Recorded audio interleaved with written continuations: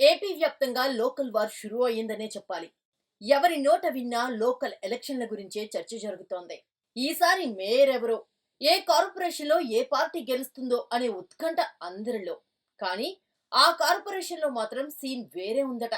ఏంటా కార్పొరేషన్? ఏంటక్కడ చర్చ? Let's watch the story.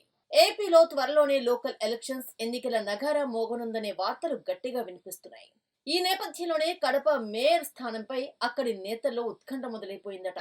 అయితే ఎవరు గెలుస్తారు, ఏ పార్టీ అధికారంలోకి వస్తుందని మాత్రం కాదు, అసలు మేయర్ సీటు ఎవరికి రిజర్వ్ చేస్తారు అనే దానిపై గట్టి చర్చే జరుగుతోందట.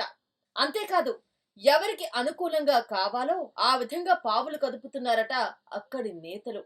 కొంతమంది బీసీలకు వస్తే మంచిది అనుకుంటే, ఇంకొందరు మాత్రం ఎస్సీలకు లేదా జనరల్ కేటగిరీకి వస్తే బాగుండు అనుకుంటున్నారట. కడప కార్పొరేషన్ అయిన తర్వాత మొదటిసారి మేయర్ సీటు ఓసీ జనరల్ గా రిజర్వ్ అయింది. ప్రస్తుత వైసీపీ జిల్లా ఇన్ఛార్జ్ మాజీ సీఎం జగన్ మేనమామ రవీంద్రనాథ్ రెడ్డి మొదట మేయర్ గా ఉన్నారు. ఆ తర్వాత బీసీకి రిజర్వ్ చేయడంతో సురేష్ బాబు మేయర్ గా పనిచేశారు.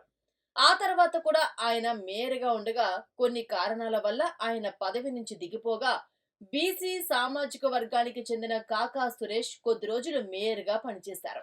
అయితే ఇప్పుడు ఎన్నికలొస్తున్న నేపథ్యంలో ఏ సామాజిక వర్గానికి సీటు రిజర్వ్ అవుతుందో అనే ఉత్కంఠతో ఉన్నారట అక్కడి నేతలు.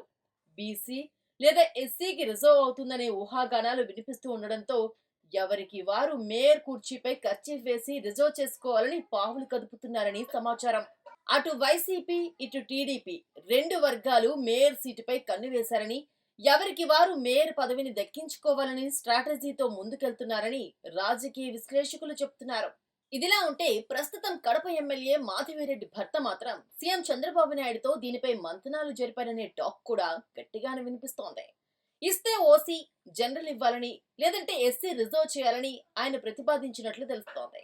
అయితే ఎస్సీకి రిజర్వ్ చేస్తారనే వార్తలు గట్టిగానే వినిపిస్తున్న నేపథ్యంలో బీసీలు సైతం తమకే కేటాయించాలని కోరుతున్నట్లు కూడా టాక్ బాగా నడుస్తోంది. చూడాలి మరి, కడప మేయర్ ఏ సామాజిక వర్గానికి దక్కుతుందో. మరి మీరేమనుకుంటున్నారు? మేయర్ పీఠం ఎవరికి దక్కితే బాగుంటుందని భావిస్తున్నారో కామెంట్ చేసేయండి.